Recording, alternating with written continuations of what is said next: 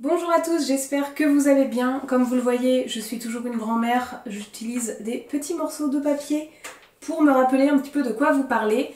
La vidéo qui sort aujourd'hui, c'était pas la vidéo qui était prévue parce que l'autre qui devait sortir aujourd'hui n'est pas prête, donc elle sortira lorsqu'elle sera prête. Voilà.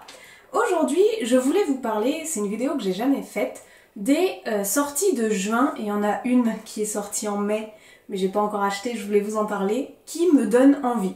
Voilà, j'en ai regardé quelques-unes comme ça que j'ai trouvé très intéressantes et je me suis dit pourquoi pas faire ça avec ceux qui me donnent envie à moi, donc c'est parti. Le premier livre qui me donne envie, c'est le fameux qui est déjà sorti en mai mais que je n'ai pas acheté. Il s'agit du tome 2 des Immortels de... Finesse, je les ai pas sous les yeux, j'ai juste une petite fiche avec les titres donc j'ai pas les noms. C'est pas Namina Forna, je crois, mais je suis pas sûre. Dans tous les cas, vous les aurez là, donc c'est pas grave. Normalement, vous avez dû le voir si vous suivez mes vidéos il y a quelques semaines, quelques mois maintenant. J'étais en stage en librairie et lors de ce stage en librairie, j'ai pu lire quelques livres. Et parmi ces livres, il y avait Les Immortels tome 1 et ça a été un véritable coup de cœur pour moi. Je crois le premier coup de cœur de cette année 2023, j'en suis presque sûre. Et c'est trop bien. J'ai vu que le tome 2 venait de sortir. J'ai été à la Fnac tout à l'heure, je l'ai vu, il est trop beau. Je l'ai vu que en hardback en plus, donc le prix, bonjour, j'avais pas ce qu'il fallait. Mais je l'ai pas pris ni en hardback, ni, donc ni en broché, ni en relié, pardon. Parce que j'ai pas le tome 1. Étant donné que je l'avais lu en librairie, je ne l'ai pas chez moi. J'ai très envie de lire le tome 2, mais acheter le tome 2 alors que j'ai pas le tome 1, peut-être que je craquerai à un moment, hein, parce que je sais que ma bibliothèque va l'acheter, mais dans combien de temps? Moult mois, voire l'année prochaine. Donc je sais pas si j'arriverai à attendre. En tout cas, cette sortie me donne très envie. Je vais pas vous parler beaucoup de ce livre parce que je vous en ai parlé dans la vidéo où j'explique ma lecture du tome 1, que je vous mets juste ici. Oula, je sais plus. Comme ça, vous saurez vraiment de quoi ça parle. Je vais pas vous refaire un blabla, sinon la vidéo va être très longue. Le deuxième qui me donne très envie et que je vais évidemment acheter, il s'agit du tome 11 de l'Atelier des Sorciers. Je sais pas si on va aller voir. Zoup. Oh, du film. Là, j'ai du tome 1 au tome 9. J'avais pas acheté le 10 parce que justement j'attendais que le 11 soit prévu et il sort le 14 juin. Donc je vais pouvoir m'acheter le tome 10 et le tome 11 pour compléter ma saga de l'Atelier des Sorciers. Donc pour ceux qui connaissent pas, l'Atelier des Sorciers, c'est un manga où on suit une jeune fille qui, sans faire exprès, a envoûté sa mère. Elle l'a transformée en statue de pierre. Une jeune fille qui est humaine et qui normalement n'a pas accès à la magie, à la sorcellerie. Et il s'avère qu'elle a utilisé une magie qu'on appelle magie noire et qui est interdite. Donc on va la suivre dans tout son périple. Elle a été récupérée par un professeur de sorcellerie. Elle est avec d'autres jeunes filles qui apprennent la sorcellerie et on va un petit peu suivre cette histoire. Où est-ce qu'elle a rencontré la magie noire? Comment ça se fait qu'elle s'en est servie sans faire exprès? Qu'est-ce qui se passe dans les tréfonds de la magie et compagnie? C'est une super bonne histoire. Moi j'adore en tout cas les dessins que je trouve très attirants. Et il y a toujours de l'action, il se passe des trucs, il y a des animaux trop mimes. Genre, je suis amoureuse des vers pinceaux. Les vers pinceaux, c'est l'animal par excellence de ce livre, j'adore. Donc le tome 11 va bien évidemment venir rejoindre, et le tome 10, la suite de cette saga. En troisième livre qui me donne trop envie, j'ai La disparition d'Audrey Wilde. Et en fait, ça me donne envie parce que c'est Eve, pas Eva, je dis toujours Eva, c'est Eve Chase, l'autrice.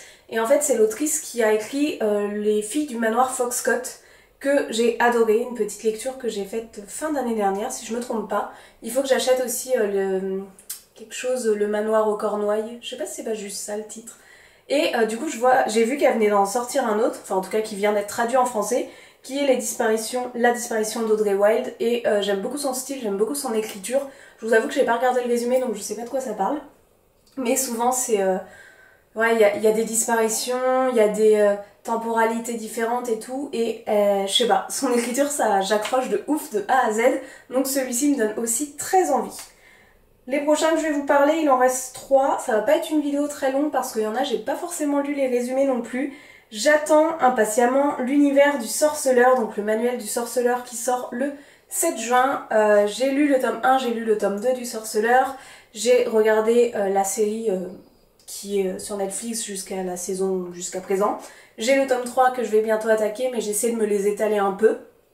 Et il y a ce manuel qui va sortir, donc là j'ai lu un petit peu le résumé et tout, c'est dans la même collection, hein, la belle collection, vous savez, Brajlon, où le fond il est blanc-beige et c'est écrit en doré, en couleur, bref, c'est magnifique.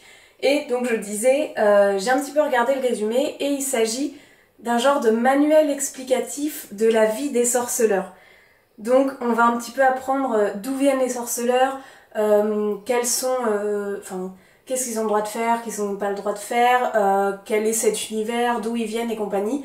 Un petit peu à titre informatif, mais qui est tourné dans leur univers à eux, et ça m'intrigue beaucoup de savoir comment c'est fait. Il y a écrit qu'il y aurait aussi des images dedans et des petites choses explicatives, donc je suis vraiment très curieuse parce que l'univers du sorceleur, moi j'adore. Les deux derniers, j'aimerais beaucoup lire Les Prodiges de l'Empire. Il sort lui le 21 juin, je vous le mets là, je le trouve très très beau. On est sur de la fantasy, sur un royaume, on est sur différentes grandes familles et compagnie. J'ai pas regardé plus que ça le résumé parce que je commençais à le lire et je me suis dit ouf, j'ai peur que ça me spoile la suite. Mais c'est quelque chose qui me donne très très envie aussi. Et le dernier, parce que j'arrive à la fin, c'est Les Oiseaux du Paradis qui lui sort le 7 juin. Ce livre fait partie de la collection... Ouais, je l'ai là. Ah bah j'ai les sorceleurs là. Vous savez la collection de chez Hachette, c'est ça hein? Oui.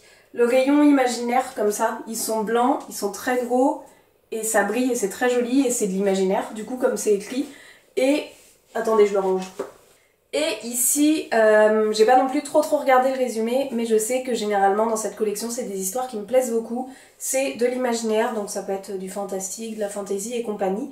Et ici, il va s'agir de je sais plus quoi, parce que j'ai plus lu... putain. Super la chronique, je sais plus exactement de quoi ça va parler, mais il me donne très envie, c'est un livre que j'aimerais bien avoir avec l'autre, mais c'est des livres qui coûtent quand même assez cher ceux-là, je pense qu'il y a un beau travail éditorial derrière, donc ça doit être pour ça. Mais monnaie, voilà. Donc voilà, c'était ma petite sélection. Je sais pas si la vidéo sera très longue. Dites-moi, vous, s'il y a des sorties de mai ou de juin qui vous intéressent et qui vous hype, qui vous donnent très envie. Dites-le moi en commentaire, je serais ultra curieuse de savoir quel style de livre vous plaise. Dites-moi aussi si vous avez craqué ou vous allez craquer pour un de ceux-là, ça me ferait plaisir de savoir ce que vous en pensez. Sur ce, n'hésitez pas à liker, à mettre un petit commentaire, même si c'est juste un petit bonhomme qui sourit ou un petit pouce ou une crevette, vous mettez ce que vous voulez, les petits commentaires, moi ça me fait plaisir, et je vous souhaite une bonne nuit, joyeux Noël, bon appétit, et à très bientôt pour une prochaine vidéo. Ciao!